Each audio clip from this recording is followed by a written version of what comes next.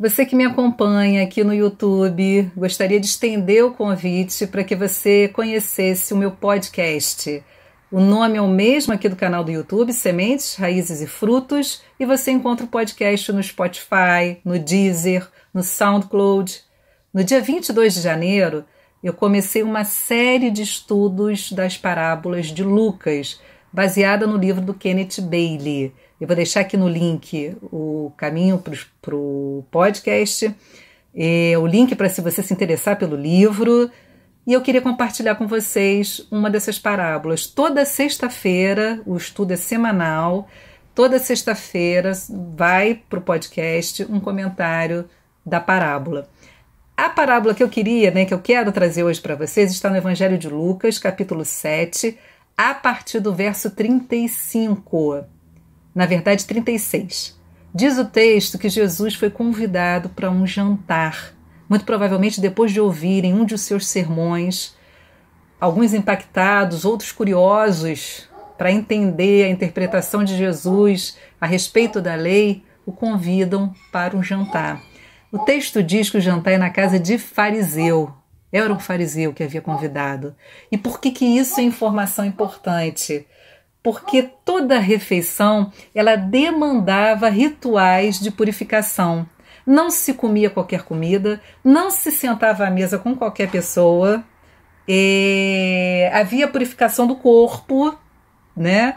E Jesus entra nesse ambiente de gente querendo ouvir sua interpretação a respeito da lei de Moisés. A lei de Moisés foi dada a esse povo por Deus como um guia. Deus deu essa lei para guiá-los a um fim. Só que esses homens, esses religiosos, esses estudiosos, doutores e especialistas da lei se perderam no caminho. Eles não sabiam mais qual era o fim, qual o propósito da lei. Jesus entra nessa casa, diz o texto que ele entrou, tomou lugar à mesa. A mesa naquele tempo era uma mesa baixa, com divãs ou almofadas no seu entorno. A pessoa se inclinava apoiada no cotovelo, os pés distantes da mesa, e os rituais aconteciam. E que rituais eram esses? Bom, a gente no nosso país, aqui no Brasil, é difícil imaginar toda essa formalidade, mas eu acho que dá para a gente contextualizar, tentar imaginar, por exemplo, que você foi convidado para um jantar. É claro que quando a gente é convidado e não há uma intimidade, a gente tem algumas expectativas a respeito da forma que a gente vai ser recebido, a gente espera algumas coisas.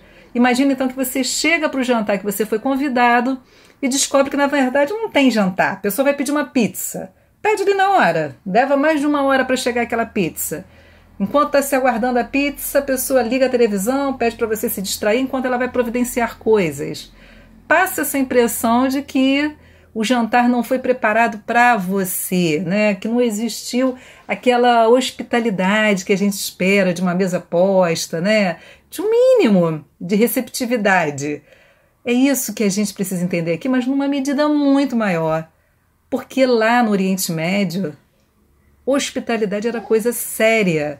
E quando existia então um grau de formalidade, um mestre foi convidado por outro mestre para, muito possivelmente, dar continuidade às discussões a respeito da interpretação da lei, de interpretações da lei.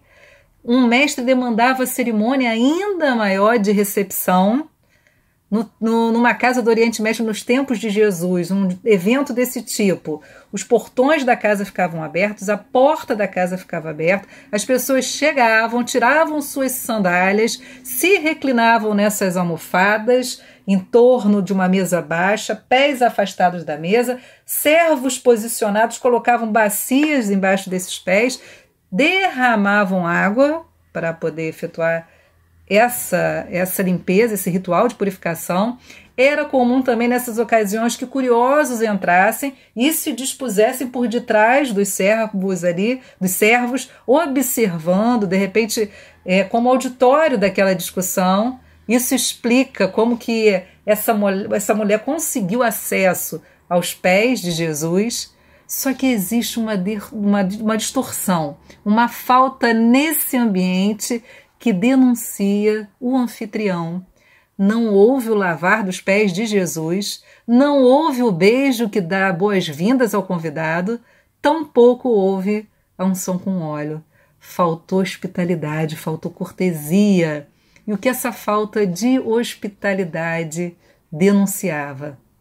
Bom, essa mulher entrou nesse ambiente hostil, ela era conhecida do dono da casa, ela pertencia à mesma comunidade desse homem e ela era uma pecadora, uma prostituta. Aqui, para que a gente possa interpretar, para que o impacto da parábola seja percebido, nós precisamos olhar para esses movimentos. Nós temos um anfitrião que não acolhe com honra um dos seus convidados, nós temos uma mulher que não era bem-vinda em nenhum ambiente religioso e nós temos Jesus Cristo que aceitou o convite para o jantar. O pecado, entre outras coisas, ele cria essa ambiência de distorção, de falta. A gente consegue perceber, olhando, né, para esses personagens, essa distorção. Quando essa mulher percebeu, ela se movimentou no sentido de corrigi-la. Ela lavou os pés de Jesus com lágrimas. O movimento foi espontâneo, porque ela não tinha toalha, ela seca, né, secou os pés com os cabelos, derramou sobre os pés um perfume caro, que lhe era caro. O perfume foi o que ela preparou, foi o que ela levou. Era a sua oferta, a sua entrega. O que o movimento dessa mulher revela? Eu perguntei o que o movimento, a falta de hospitalidade de Simão revelava. E agora o que o movimento dessa mulher nos revela? Ela já havia tido contato com Jesus. Ela ouviu a oferta de perdão a pecadores arrependidos e essa mensagem impactou a vida dela. Ela soube que ele estaria ali e ela o seguiu. Ela queria honrá-lo, ela tinha esse objetivo, manifestar a sua gratidão. O perfume lhe era caro porque era acessório importante para uma prostituta. Só que ela não ia precisar mais dele. O ambiente era hostil e essa hostilidade foi promovida pelo anfitrião, pelo dono daquela casa, que, diferente da mulher, não havia sido tocado pela mensagem de Jesus. Movimentos que revelam a intenção dos corações dos nossos personagens. Os nossos movimentos, ou a falta deles, denunciam o que vai no nosso coração. Não há como refutar isso. Você pode manipular por um tempo pessoas, mas diante de Jesus, ele traz à luz o que está encoberto. Aquela mulher fez o que pôde. Ela não podia beijá-lo, ela não podia ungir a sua cabeça, mas ela se moveu na direção dos seus pés. Esse movimento é ousado. O coração dessa mulher está expandido. Ela acolheu Jesus. Ela se sentiu livre para honrá-lo. Ela solta os cabelos, coisa que uma mulher não podia fazer em público. Ela tornou com essa atitude o ambiente ainda mais hostil, porque aqueles homens estavam com os olhos postos na cena, julgando o que viam, mas alheios a si mesmos. E a hostilidade é aumentada, né? E a gente pode perceber o aumento da hostilidade nessa fala de Simão. Se este homem fosse profeta, saberia que tipo de mulher está tocando nele. Ela é uma pecadora. Tudo que ele consegue ver é isso. Uma mulher imoral desatando os cabelos e, através do toque, contaminando um dos seus convidados. Curiosa a indignação dele, né? Porque é esse hóspede, né, que ele não se deu o trabalho de receber bem, mas agora a sua fala também o denuncia. Se ele fosse profeta, saberia. Foi para isso o convite, para testar, para colocar à prova, para ferir, para apontar dedo, para julgar, para continuar alimentando a sua hostilidade. Simão não havia recebido a revelação do Evangelho. Quando os olhos são bons, todo o corpo se enche de luz, mas quando os olhos são maus, o corpo se enche de escuridão. E se a luz que há em vocês é, na verdade, escuridão, como é profunda essa escuridão. Os olhos de Simão não eram bons. Ele não havia tido contato salvador com a mensagem do Evangelho. Ele ainda era cego, né? Tomado de cegueira, os atos daquela mulher foram interpretados como carícias contagiosas de uma mulher pecadora, impura. Mas, na verdade, era o derramamento de amor de uma mulher arrependida. Simão não viu, porque ele não conseguiu dar conta de que ela estava, na verdade, suprindo as faltas dele. O Kenneth Bailey, o autor do livro, ele diz, né, que ele nos ajuda, na verdade, a interpretar o movimento de Jesus. É óbvio para a gente, é muito claro para a gente a luz que Jesus lança sobre Simão, sobre o coração de Simão, sobre a hostilidade de Simão, sobre a intenção de Simão. Mas por que Jesus chamou a atenção, né, de Simão, pedindo para que ele visse a mulher? Veja esta mulher, Simão. Eu preciso que você veja, mas que você veja corretamente. Essa mulher acabou de dar testemunho público do seu arrependimento, Simão. E por que isso era importante? Ela não é mais uma pecadora. Ela precisa ser reinserida na comunidade, aceita, acolhida. Jesus estava fazendo esse movimento que nós vemos em outras parábolas. A ovelha perdida é trazida para o aprisco. O filho pródigo é aceito de volta na família. Zaqueu é reinserido, né? Zaqueu é também filho de Abraão. E essa mulher precisava ser reinserida na sociedade. Essa parábola, essa luz que o Kenneth Bailey traz sobre esse movimento de Jesus é muito importante, porque o que ele estava fazendo é tornando pública a conversão dessa mulher, e a parábola é contada então para confrontar Simão. Há dois devedores na parábola, uma parábola bastante conhecida, né? Já falei que ela está em Lucas 7, a partir do verso 36. Há então dois devedores nessa parábola, nenhum dos dois tem como pagar a dívida, um tem uma dívida maior, o outro uma dívida menor, mas ninguém pode pagar a dívida. E o credor, ele perdoa a ambos. E Jesus pergunta, qual deles o amou mais depois disso? Esse movimento de Jesus acentua também a tensão do ambiente, porque é um hóspede, ele devia aceitar o que lhe foi oferecido, mas Jesus denunciou a falta de Simão, a falta de hospitalidade. Ele começa a confrontar as atitudes de Simão e da mulher. Ele olha para a mulher e fala para Simão. Ele deseja reafirmar àquela mulher a sua aceitação. E a comparação, o contraste é absurdo, porque ele vai dizer, olha, você não lavou com água os meus pés, ela lavou com lágrimas. Você não me disponibilizou toalha, ela secou com os cabelos. Você não me deu nenhum beijo, Simão, ela me deu muitos. Você não derramou azeite naquela região era coisa barata. Nem azeite você derramou sobre mim, sobre a minha cabeça. Ela derramou perfume caro sobre os meus pés. Todo esse contraste manifesta a diferença no coração de cada um. Ela foi perdoada dos seus muitos pecados, diz o texto.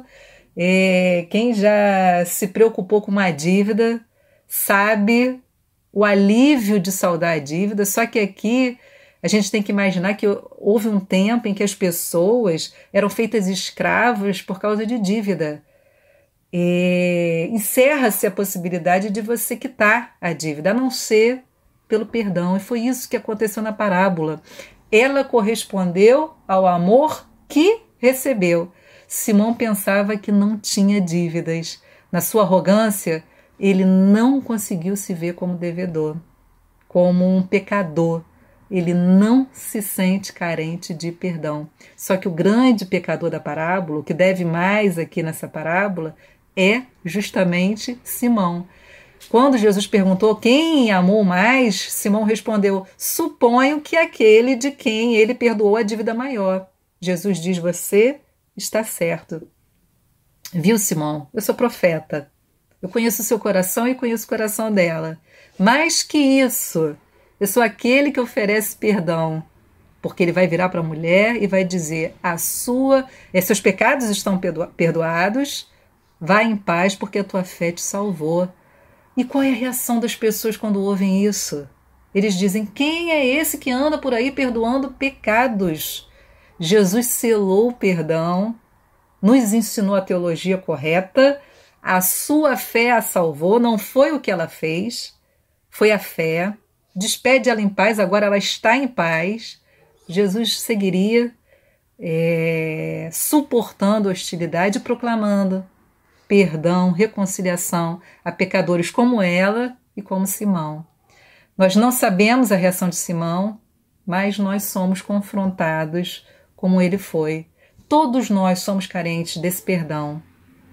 E ele é oferecido gratuitamente. A salvação é pela fé em Jesus Cristo. E como resposta a tão grande graça, nós nos movemos no sentido de honrar aquele que nos perdoou. Foi isso que essa mulher fez numa sala cheia de homens. Jesus Cristo reafirma o valor inerente da mulher. É Ele quem resgata a mulher e o seu valor. Eu aceitei a sua manifestação de louvor, de gratidão, eu aceito o seu culto, eu aceito a sua devoção. Há espaço para que você se manifeste. É isso que Jesus faz com essa mulher, que me chama a atenção. É como, a despeito desse ambiente hostil, essa mulher conseguiu manifestar atos de amor. Isso fala muito com a gente, que o amor excede. Ele não compensa as faltas numa medida apenas de compensação. Ele excede. A gente vê isso nos movimentos dela. Não só excede, como faz movimentos impensáveis e surpreendentes. Ela compensa a falta de Simão num outro nível, num outro padrão. A medida de adoração dela não é ensimesmada e restrita às faltas. Ela se move a partir de outro lugar. Ou falando melhor, né? A força que age nela não é natural. Num ambiente hostil, ela se moveu a partir de uma nova natureza, de uma nova realidade. A gente sabe que um ambiente hostil, ele nos limita, nos restringe, em muitos casos até mesmo nos paralisa, mas a força que movia essa mulher, de dentro para fora, era maior que a tensão externa. Esse é o poder do Espírito Santo. Ele nos move em outros moldes, a partir, como eu disse, de nova natureza.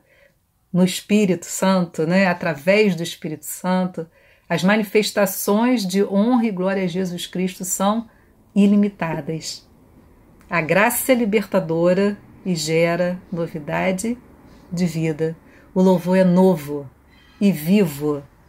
Abre caminho para manifestações inusitadas e nos move no sentido de corrigir distorções. Essa mulher me inspira, a graça revelada nela nos desafia. Eu me pergunto por que nossos movimentos são tão limitados, se a graça é superabundante, se o amor expande, inova.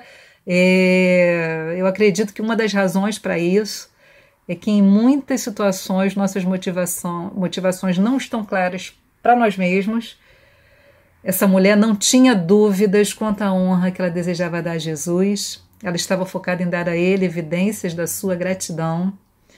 Esse é um parâmetro essencial para que a gente possa se mover com liberdade e coragem.